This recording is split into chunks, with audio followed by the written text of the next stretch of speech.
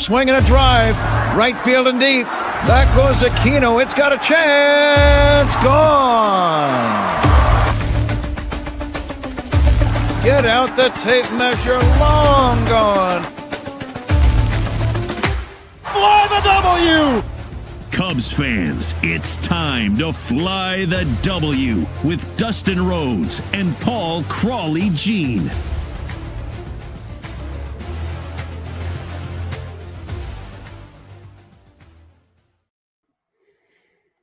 This is season 4, episode 43 of the Fly the W podcast. The Cubs, Crawley, finished the first half on a high note. Don't forget to listen, download, subscribe. Most importantly, review the podcast and follow on all our socials. I'm at Mully and Haw on X. And you can follow me at Crawley's Cubs on X, on Instagram, on all the fun ones right there. And you can also follow me at Threads, YouTube, and Crawley. You can email us at crawleysclubhouse@gmail.com. All right, very good. So, Crawley, we have gotten to Home Run Derby Day. Tuesday will be the Midsummer Classic. We'll talk about that in a few minutes. But first things first, the Cubs were going on a little bit of a road trip to end this thing out in New York. And Chris Flexen was what would you call it? A bullpen starter, I guess, an opener. Didn't just throw one inning. He was going against former Southsider, Southpaw, Carlos Rodon. Yeah, Dustin, I don't know about you. I was not 100% confident going in this series. The Cubs, I didn't think they looked good in Minnesota. They never really look good in Minnesota. It's one of those weird things. But, I don't know as far as whether Chris Flexen is going to be the guy to take Jameson Taillon's place while he's on the IL. That's something to be said. But, this you have to call the first game the Cody Bellinger revenge game, right? I mean, oh my gosh, should have had 4 home runs, Crawley. Could have had 4 home runs. I mean, you saw a lot of pictures coming out from Marquee and stuff like that. He was just beloved by the fans and especially his teammates in his 2 seasons at the North Side. I remember being at Cubs convention, and Dansby Swanson literally calling out management to sign Belly, right? Yeah. Oh, yeah. And so he's hanging out, chatting with his mates. It's all a good time. And there was a lot of former Cubs over there as well, Leiter Jr. and Efros, a couple other guys. But you got to remember in December, the Cubs traded Bellinger and gave $5 million to the Yankees for Cody Poteet in a salary dump. Yeah. Poteet was DFA'd by the Cubs in March while Cody Bellinger slashing 285, 339, 838 with 16 home runs and 54 RBIs for the Bronx Bombers. You think Belly had the series circled on his calendar? I think he did. Yes. I don't think there's any shadow of a doubt. He definitely had that one circled on his calendar. I do want to address something though, Dustin. Let's be honest here, okay? Because I would just say that I had a lot of people say, they never should have gotten rid of Cody Bellinger, never should have gotten rid of him. I know that you and David Hall were really big on trying to keep him. The question was where? And I had a feeling this was going to be PCA's breakout year, and that's what happened. And then you got a guy in Kyle Tucker in right field who is someone that's always in the MVP conversation. And you have Ian Happ playing left field, and Ian Happ has a no trade clause, and you have Seiya Suzuki DHing, and he's been unbelievable this season. And I hear a lot of people telling me, all you got to do is take Michael Busch and move him to third. Michael Busch has no experience playing third, very little, especially not at the major league level. Does everybody forget how bad the Chris Morel experiment went? I just put him at third. No problem. Easy. It's not that easy. I mean, they would have probably had to have traded Seiya or traded Michael Busch, right? One of those two would have probably had to have been traded in order for it to make it work. But imagine what the lineup might look like. But again, imagine what the line. It was a great problem to have. But right now, even though Kyle Tucker has not been as good as we had hoped, not looking like a $500 million guy, at least to this Cubs fan, I don't think Suzuki and PCA are having their years without him in that lineup. I think he's very important to how the rest of the lineup is treated.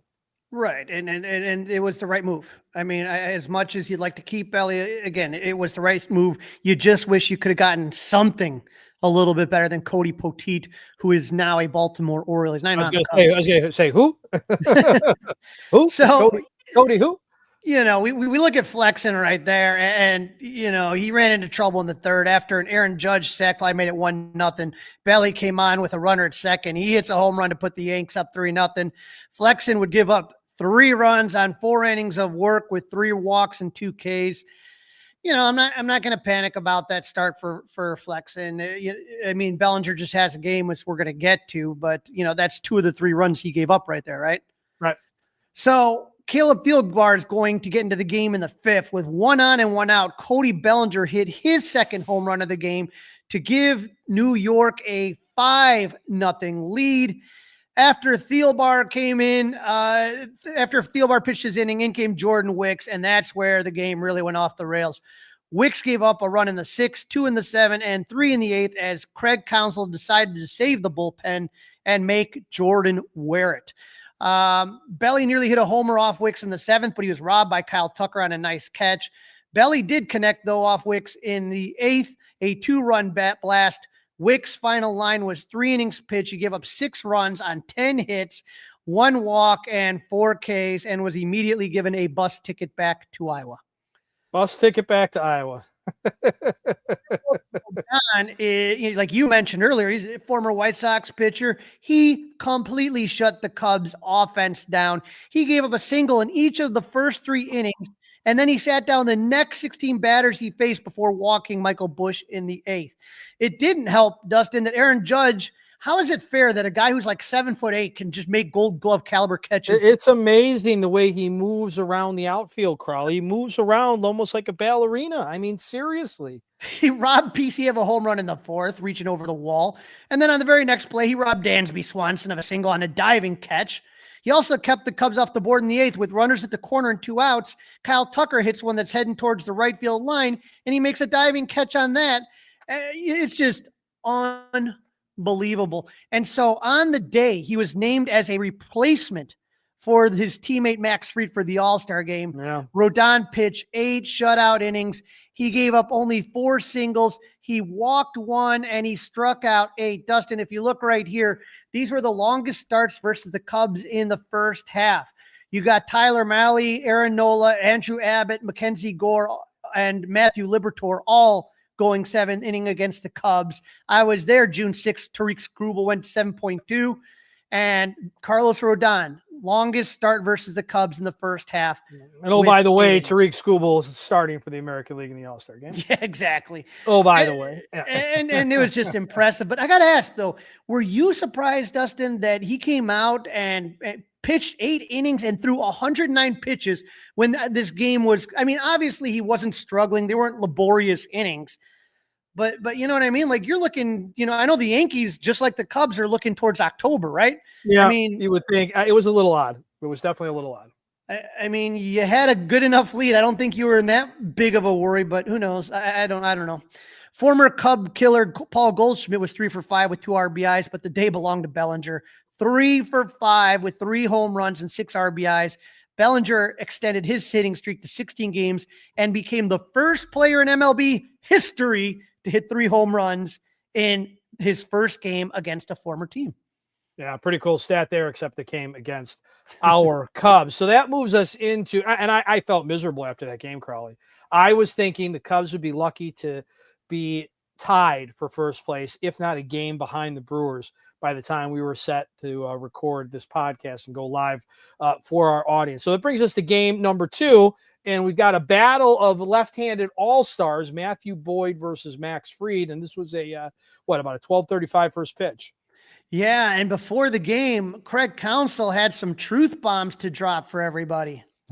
Yeah, I mean, we're going to, talk to Ian, and we're gonna make a change at the leadoff spot. So against lefties, for now, Nico will lead off, and he's been productive against left-handed pitching. Simple as that. Simple as that. Simple as that. Ian Happ, the longest tenure Cub, loses, Dustin, his leadoff spot against lefties. Left-handed pitchers, right? Against left-handed pitchers, right? Right. And so when you take a look at it, honestly, it's been a rough go of it for Ian Happ this year. Just not what we used to. In March, he hit 179. That was a little early. But then when you take a look at April, he bounces back up to, we expect, 288. But then in May, back down to 243. In June, he's hitting 208.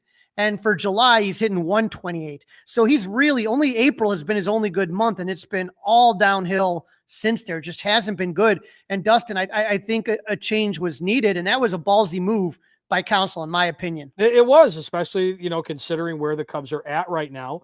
But he saw an opportunity to make a change. He's been around long enough. And, Nico made him look pretty smart with the move. Yeah, first guy comes up. He hits a leadoff triple. How about it, right? Yeah, leadoff triple. That's how you get things going. That's kickstarting an offense. As Kyle Tucker would ground out, Cubs up 1-0. Third inning, Tucker singles, Suzuki doubles, put runners at second and third, no outs. Carson Kelly hits one that deflects off the third baseman's glove, allowing Tucker to score and moving Seiya to third. Seiya would score on a bad defensive play by Chaz Chisholm, who runners at the corners and 1 out. Fried gets Dansby to hit a ground ball to Oswaldo Peraza to start the 5-4-3 double play, which would have ended the inning, but Chisholm's throw sails into the stands. E4, a run scores, and the Cubs are up 4-0. That would be the last inning of work for Max Fried, as he would come out with a blister issue on his pitching hand. So again, yeah, you're pumped up. Pitcher's duel, but Fried's not able to finish it out. Now, with Matthew Boyd, he continued with his recent stretch of dominant pitching, Dustin. This guy, we've talked about him for a while on this show. I mentioned All-Star a while back, and sure enough, that's what he became. But when you take a look at what Boyd has done recently, I mean, it is just absolutely out of this world. He pitched, he sat down the first 11 Yankees hitters he faced before Aaron Judge doubled with 2 outs in the 4th. Boyd pitched 8 scoreless innings. He gave up 4 hits, 2 doubles by Aaron Judge, no walks, and 6 Ks. I mean, just take a look what he's doing. He's now allowed 2 runs or fewer in 9 consecutive starts. That's the longest active streak in majors. And you're looking at the numbers in those 9 starts: 1.28 ERA, 0.75 WHIP.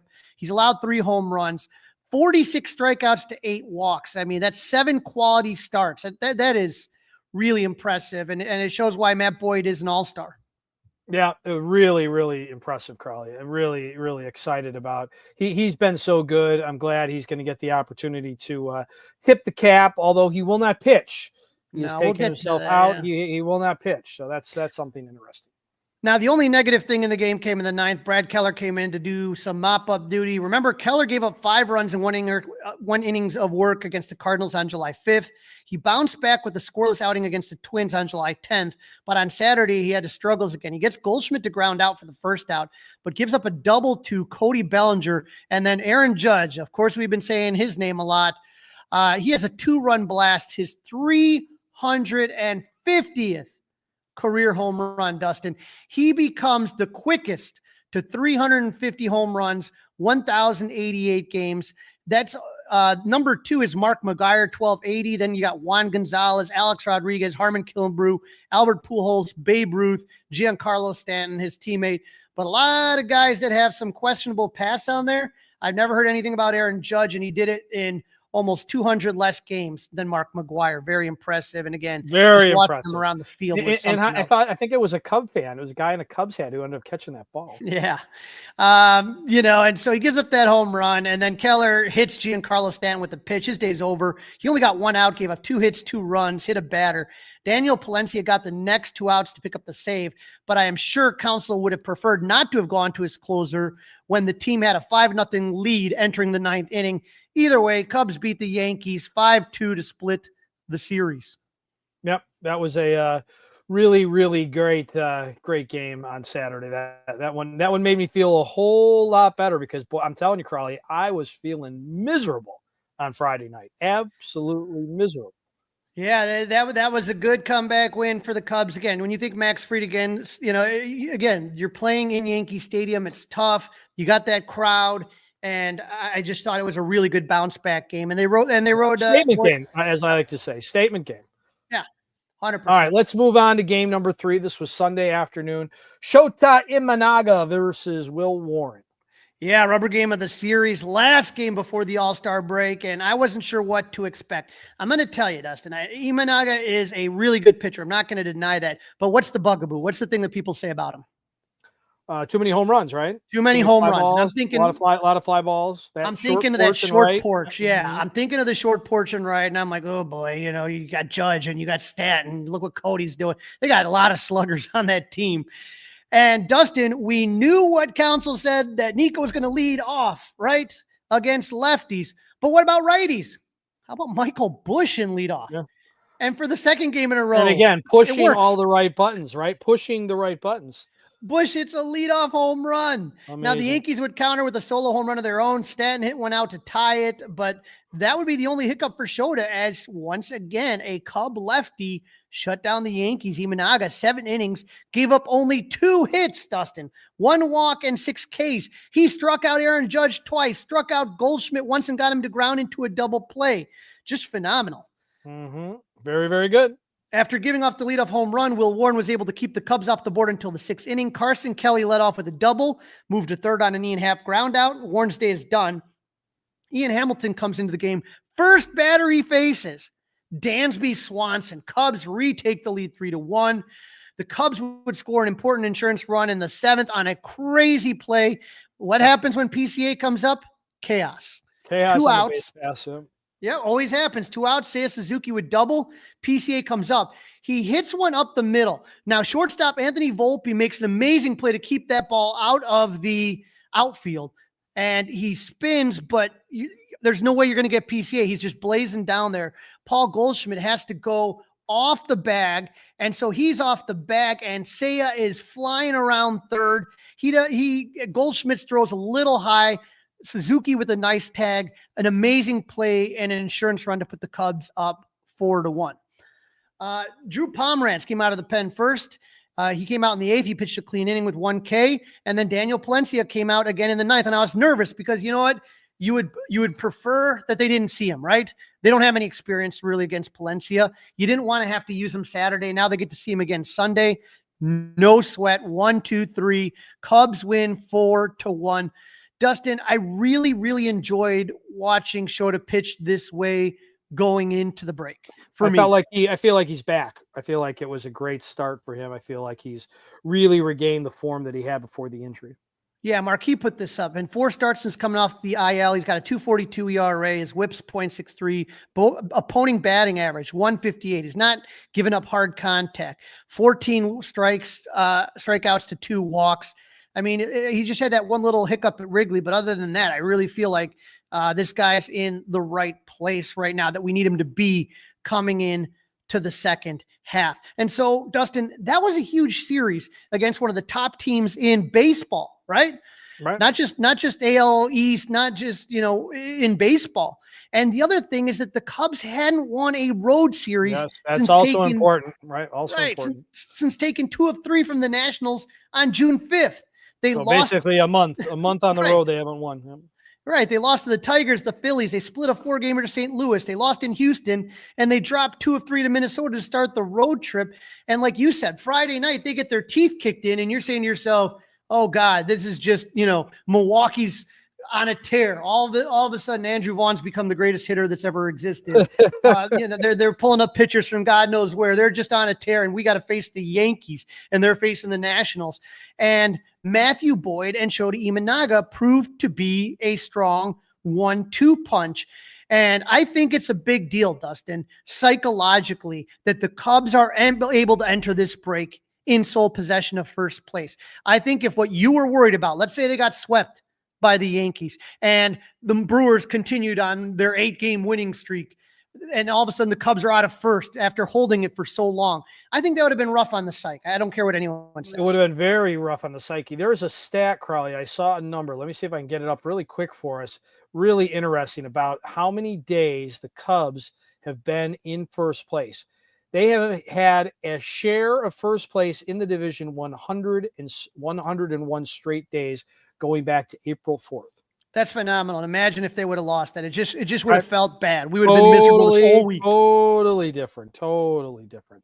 This is episode 43 of season number 4. The Cubs finish off the first half on a high note. Don't forget to listen, download, review, subscribe to the Fly the W podcast. 5-star reviews. We'll take them. You can also email us, crawleysclubhouse@gmail.com. And don't forget to watch us on Crawley's Clubhouse YouTube page. In this segment, Crawley talking to friend of the pod, Bob Ibach, former PR director of the Cubs, about the passing of former Cubs skipper Lee Elia. You know, Dustin, we had Bob on before. He's a great guest, and he has a lot of memories of Lee. And of course, everybody remembers the rant, but he was a true baseball lifer, a lot of great organizations. He was a great, great manager. There's more to remember than just that minute and 38 Absolutely. seconds. Much more to Lee Elia than so just the rant. This is going to be dropping on the podcast, which comes out. It'll be out tomorrow morning. So please make sure to give it a listen. All right, Crawley, the All-Star festivities are upon us as we are in season 4 and episode number 43. It's the Fly the W podcast. You want to email us? Crawley's Clubhouse, gmail.com. You want to drop a 5-star review? We'll take that as well. Don't forget to listen, download, review, and also you can watch us, as some of you are, on Crawley's Clubhouse YouTube page. All right, All-Star game, Crawley. You got lots of thoughts on this, and there is some good news for Chicago Cub fans about the All-Star game. Yeah, take a look at this. This is a picture, if you're watching on Crawley's Clubhouse YouTube channel, of the 3 guys, seeing PCA, Tucker, and especially look at that grin on Boyd. I mean, he cannot stop smiling. Just such an amazing person. Can't stop. I do got to ask you, Dustin, this is always a big topic of conversation on Cubs Twitter. The red bill hats, made most famous in the 2007-2008 Cubs series. What do you think of these all-star hats? Would you want to get one? And do you think the Cubs should go back to the Red Bills? It could be an alternative cap. No, I wouldn't go back to the red bill. I'm not a big cap guy anymore. Used to never see me without a cap unless I was eating indoors or at my mom's table. But yeah, I'm not a big cap guy anymore. You? Right, I know you're a big cap guy, but I mean, it's because I got a better head of hair than you. Yeah, you do. And I would say more than anything, when I take a look at the all-star hats, I usually hold tight because usually you can find them on sale later on at the end of the season for gotcha. Right. That's your tip. They're a little more available after the fact. Yeah, right? That's what you get if you listen to Fly the W. You get a few of these tips. We do have lineups, Dustin. We do have lineups. And I am pissed off. This is dumb. It's disrespectful. And I want to know who's in charge of this. Would it be David Roberts? I guess. You know what? He can go pound sand, Dave Roberts. And if this doesn't motivate the Cubs to kick their ass come Craig-Tober, I don't know what will. This is a bunch of BS.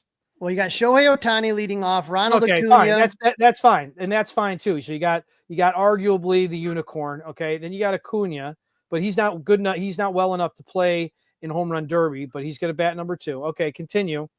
Ketel Marte, Freddie Freeman, Manny Machado, Will Smith, Kyle Tucker, Francisco Lindor, PCA, and Paul Skeens is your starter. What a bunch of crap. I mean, PCA batting 9th. Are you kidding me? I mean, PCA should be batting definitely in the top 3. He should be batting ahead of Ketel Marte. You know what the problem with that? You're okay with Ketel Marte batting ahead of PCA? No, I mean, honestly, I don't give it a lot of worry. It's his first all-star game. So, sometimes when you got a manager, they're going to put younger guys down there, right there. I mean, Crawley's got the attention of the whole damn league. Get the guy on TV sooner than later. I mean, he might get one at bat. Yeah, we'll see what happens. And then, of course, if you look at the AL starting lineup, crap. You got former Cub Gleyber Torres at second, Riley Green, Aaron Judge, Cal Raleigh, Vlad Guerrero Jr., Ryan O'Hearn, Junior Caminero, Javier Baez. How about that? Batting 8th, and Jacob Wilson batting 9th with Tariq Skubal, as you mentioned earlier. But I think it's to me, I know you. I just don't know who to pick on these All-Star games. We've had this debate before, whether if you had tickets and you could only choose one, All-Star game or home run derby, which would you go to? I think I flip-flop on this all the time, to be honest. I think at Wrigley, I think it would be cool to be outside and in the atmosphere of the Ball Hawks. I know you've probably done that and been there. I think that would be really, really cool to be out there and just seeing how crazy everybody was. But I think for the introductions and to see the energy from the 2 starting pitchers just throwing gas, I think I'd go to the All-Star game, to be honest. I think I'd go to the All-Star game. I think if I had my choice, it would be home run derby. Yeah. I mean, I like what you're talking about, the pomp and circumstance of, calling it's them all. More because all of that. It's more because of that, the pomp and circumstance, really. But I just don't think the home run derby, I think the All-Star game outside of Wrigley wouldn't be the same way. Wouldn't But to me, when I think of great moments in All-Star game history, like, for me in the last, let's say 15 to 20, no, I keep forgetting I'm old. In the last 30 years, I feel like there's more action that comes out of the home run derby. When you might remember Josh Donaldson in New York, right? Or Sammy Sosa in Milwaukee. Just to me, the energy and the excitement. And I just think that more memories come out of that. And we're going to talk about the home run derby, but they've made some tweaks this year that I think is going to make it a better product. Ah, you like what they're doing. Okay. Interesting. I think it's interesting. I think it's interesting. So NL or AL, I mean, it's hard to predict. Who do you think you got? Well, I'm an NL. The NL. I don't care if I'm wrong, but I'm NL. We're rooting NL as Cub fans, but like I said, right. I just feel like I don't think here's what I don't want though. I mean, I think the total, Crawley, is like 8. I don't want like 3-2. I want 6-5. I want 8-7. I don't want to see the pitchers dominating. I just don't.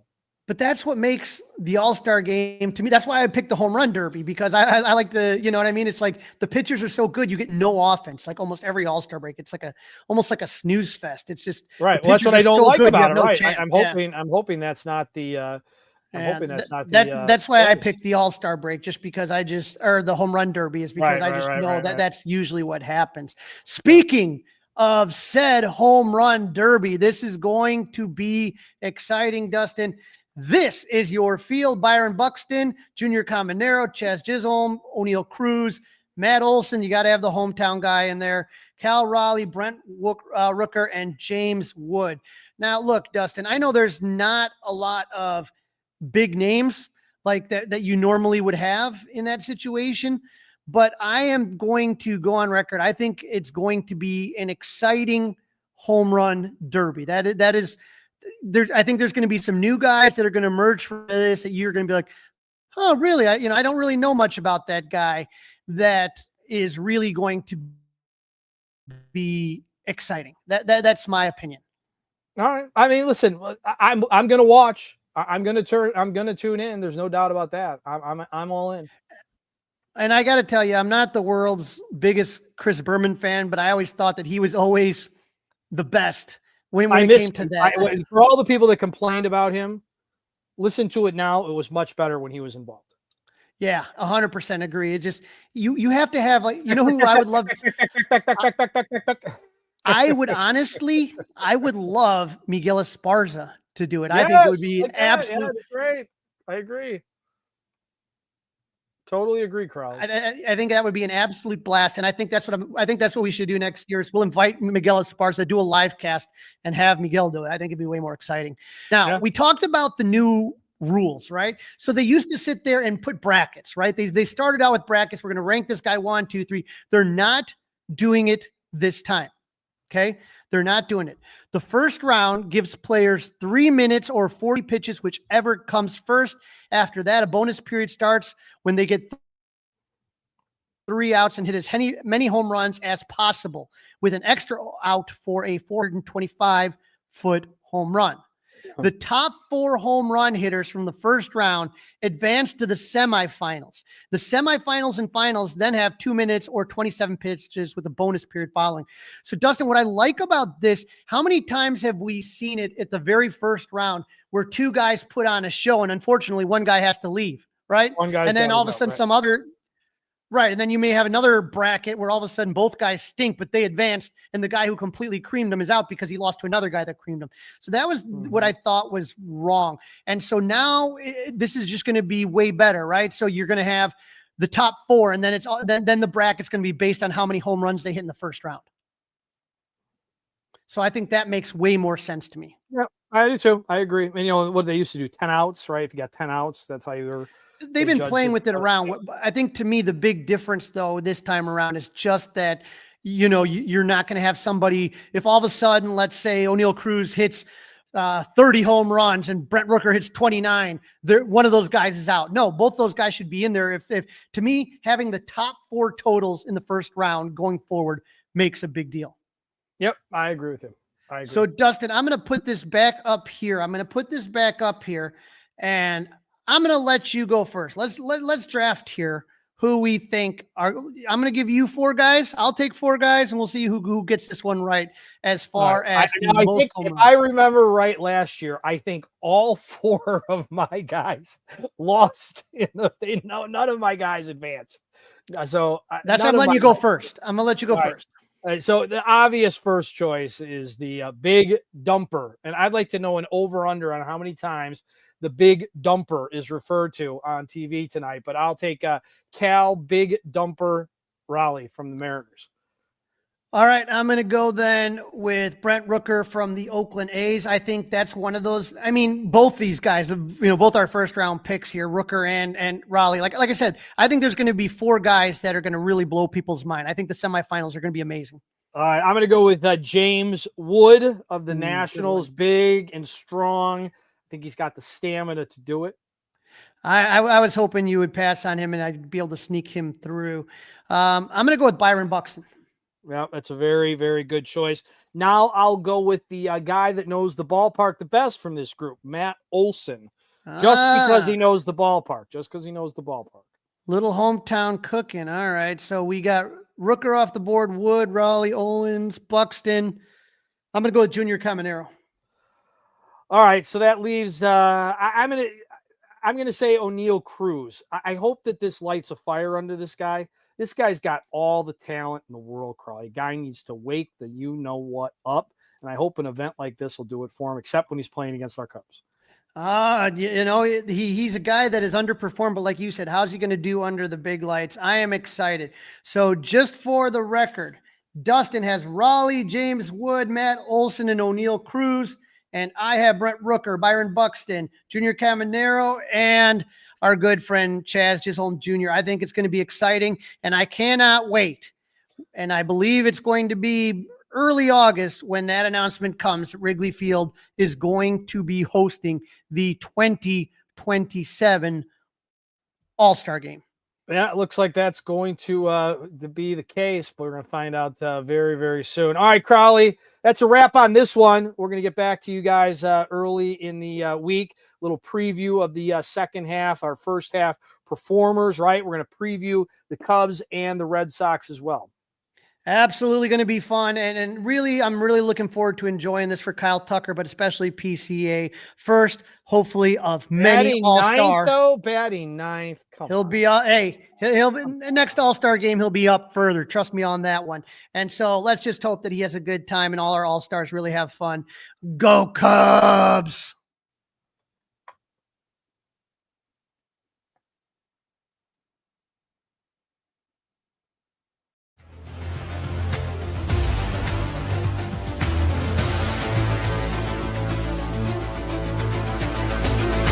It's all over.